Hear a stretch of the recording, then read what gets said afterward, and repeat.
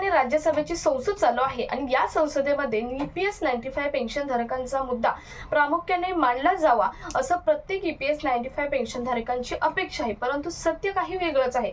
बऱ्याच तज्ञांच्या मतानुसार किंवा बरेच जे रिपोर्ट आहेत याच्यानुसार जर आपण पूर्ण रिपोर्ट काढले किंवा त्याचा स्टडी केला तर सत्य काही वेगळंच येतं।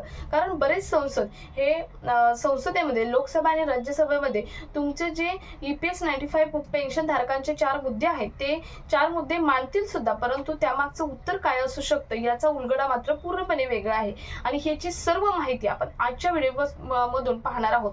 प्रत्येक रिपोर्ट आहेत किंवा तज्ञांच्या माहितीनुसार केलेला आपण हा एक अभ्यास आहे आणि त्यानुसार तुमची पेन्शन किती होऊ शकते किंवा तुमच्या पेन्शन संदर्भात काय अपडेट येऊ शकतं या संदर्भातील महत्त्वाचा हा आजचा व्हिडिओ असणार आहे।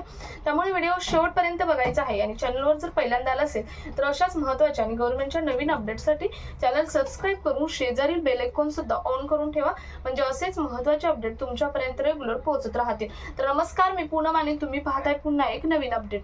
तर बघा, EPS 95 पेन्शन धारकांचा जो मुद्दा आहे पेन्शनवाढीचा, या पेन्शनवाढीच्या मुद्द्यासंदर्भात राष्ट्रीय संघर्ष समितीने या अगोदर 2 ते 3 झूम मीटिंग घेऊन जे संसद लोकसभा आणि राज्यसभेच्या संसदेच्या अगोदर काही प्रोग्राम किंवा काही स्टेप्स राबवल्या होत्या। त्यामधील पहिली स्टेप होती ती म्हणजे जे संसद आहेत यांच्या निवासस्थानी किंवा कार्यालयाला घेरावा देणं किंवा त्यांच्याकडे पत्र सोपवणं असं होतं आणि त्यांनी ती पार सुद्धा केलेली आहे। प्रत्येक संसद त्याचा एक व्हिडिओ मी वेगळा पोस्ट सुद्धा अगदी इमेज सहित पोस्ट केला होता। तुम्ही तो पाहिला नसेल तर तुम्ही तो पाहू आपल्या चॅनलवरती जाऊन पाहून घेऊ शकता।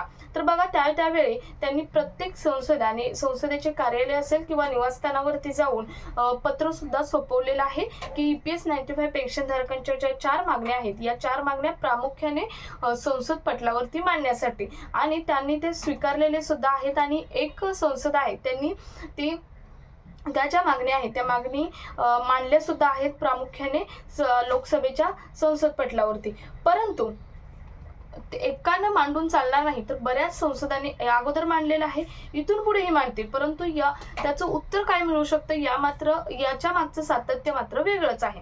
आता मागे जेव्हा संसदेने हा मुद्दा मांडला तेव्हा सुश्री शोभा करंदीजी त्यांनी उत्तर दिलं होतं। कामगार मंत्री सुश्री शोभा करंदीजी त्यांनी उत्तर दिलं होतं। तुम्हाला माहित असेल त्या नेहमी फक्त जुन्या डेटावरच अभ्यास करून उत्तर देतात की एम्प्लॉय कडून 8.33% जे त्यांचं काय आहे त्यांचा भाग आहे तो घेतला जातो, असं काही वेगळंच उत्तर दिलं जातं, म्हणजे जुन्या डेटावरती त्यांच्याकडून उत्तर दिलं जातं। आता बऱ्याच व्हिडिओमध्ये मी तुम्हाला प्रेस नोट सहित ती पोस्ट केलेलं आहे की नेमकं त्यांनी उत्तर काय दिलं। म्हणजे त्यांनी असं सांगितलेलं आहे की गव्हर्नमेंट कडून एवढाच पैसा येतो, थोडक्यात असं सांगितलेलं आहे की गव्हर्नमेंट कडून एवढेच पैसे येतात, एम्प्लॉयचं सुद्धा तेवढंच घेतलं जातं आणि जी कंपनी आहे संबंधित कंपनी त्यांचं सुद्धा तेवढंच घेतलं जातं आणि त्याचा जे कॅल्क्युलेशन आहे ती 1000च्या पेन्शन एवढीच असते, त्यामुळे आम्ही त्यांना 1000च पेन्शन देतो असं प्रत्येक वेळी त्यांनी सांगितलेलं आहे, थोडक्यात सांगायचं म्हटलं तर।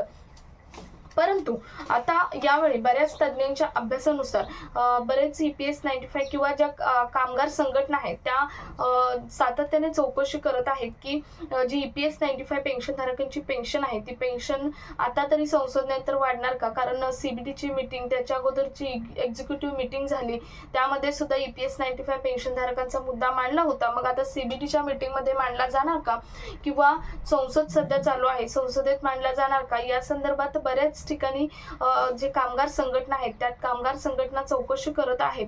परंतु बऱ्याच तज्ञांकडून हे उत्तर येत आहे की यावरती सरकारने एक गॅझेट काढलं होतं 29 जूनला। तुम्हाला माहित आहे 29 जूनला गॅझेट काय काढलं तर EPS 95 पेन्शनचं नाव आहे ते EPS 2026 करण्यात आलं। मग आता एखाद्या योजनेचं जर नाव बदललं तर त्या योजनेत बदल हा हमखास करावाच लागतो आणि त्यांनी फक्त एकच बदल केला, तो म्हणजे EPS 95 पेन्शन धारकांची पेन्शन सर्वांना सरसकट 1000 रुपये होणार। म्हणजे बऱ्याच जणांना ही पेन्शन आहे ती 300 400 असे सुद्धा आहे, त्यामुळे सर्वांना सरसकट 1000 रुपये होणार. परंतु जी 7,500ची मागणी आहे त्याकडे मात्र पूर्णपणे सरकारने दुर्लक्ष केलेलं आहे आणि सरकारने यावरती उत्तर दिलेलं आहे की 7,500 पेन्शन एवढ्या पेन्शनधारकांना देणं म्हणजे जवळजवळ 90 लाखांपर्यंत पेन्शनधारक आहेत, एवढ्या पेन्शनधारकांना देणं ही देशाच्या तिजोरीला परवडणारी गोष्ट नाही. देशाच्या तिजोरीवर याचा मोठा भार येत आहे. त्यामुळे ही पेन्शन 7,500 होऊ शकत नाही असं बऱ्याच वेळा सरकारकडून सुद्धा सांगण्यात आलेलं आहे. परंतु त्यानंतर सुद्धा बऱ्याच कामगार संघटनांनी स्वतः ते कॅल्क्युलेशन सरकार पुढे किंवा EPFO ऑफिस पुढे किंवा जे कामगार मंत्री श्रम मंत्री आहेत यांच्या पुढे सुद्धा मांडलं होतं, तरी सुद्धा त्यांनीही कोणताही रिप्लाय दिला नाही. परंतु बऱ्याच तज्ज्ञांच्या मते की सरकारकडून हीच एक अपडेट आहे की जे तुमचं EPS 95 पेन्शनधारकांचं योगदान आहे ते योगदान सरकारने घेतलेलं आहे, परंतु त्याच्यातून आम्ही एवढी पेन्शन 7,500 रुपये पेन्शन देऊ शकत नाही असं स्पष्टपणे सरकारकडून सांगण्यात आलेलं आहे. मग आता पेन्शन होऊ किती शकते तर बघा 5 ऑगस्टला NSCचे राष्ट्रीय अध्यक्ष कमांडर अशोक राऊत यांनी सर्वांना इंटिमेट केलेलं आहे की 5 ऑगस्टला मोठं आंदोलन जंतर मंतरला होणार आहे. सध्याच लोकसभा आणि राज्यसभेचं संसद चालू आहे आणि याच पार्श्वभूमीवरती 5 ऑगस्टला हे जंतर मंतर ठिकाणी मोठं आंदोलन होणार आहे आणि या आंदोलनाचा प्रभाव म्हणून पेन्शन वाढवावीच त्यांना लागणार आहे.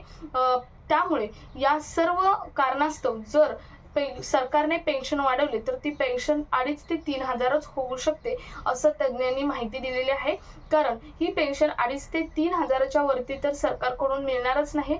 जर तुम्ही जंतर मंतरला आंदोलन केलं लोकसभा आणि राज्यसभेच्या पार्श्वभूमीवर तर ही पेन्शन मात्र 2,500 ते 3,000 होऊ शकते, त्याच्यावरती जाऊ शकत नाही असं तज्ज्ञांच्या मते तज्ज्ञांनी सांगितलेले आहे. शिवाय जी तुमची सॅलरी लिमिट आहे ते सध्या 15,000च आहे आणि ते वाढवण्यासंदर्भात सुद्धा मागे बऱ्याच अपडेट आल्या होत्या की मागे 6 महिन्यांचा वेळ घेतलेला होता की जी सॅलरी लिमिट आहे ती सॅलरी लिमिट 21,000 करा म्हणून 15,000वरून 21,000 करा म्हणून असं सांगितलेलं होतं किंवा बऱ्याच कामगार संघटनांनी मागण्या सुद्धा केल्या होत्या. त्यानंतर 6 महिन्याचा वेळ वाढवून घेतला होता, त्यातही त्यांना झालं नाही. त्यानंतर सुद्धा 6 महिन्याचा त्यांनी वेळ वाढवून घेतलेला आहे, परंतु यात तरी होईल का नाही सांगू शकत नाही. परंतु जे 15,000चं लिमिट आहे ते 15,000चं लिमिट वाढवून 20,000 होऊ शकतं असं बऱ्याच तज्ज्ञांनी सांगितलेलं आहे. तर अतिशय महत्त्वाची ही अपडेट आहे EPS 95 पेन्शनधारकांसाठी.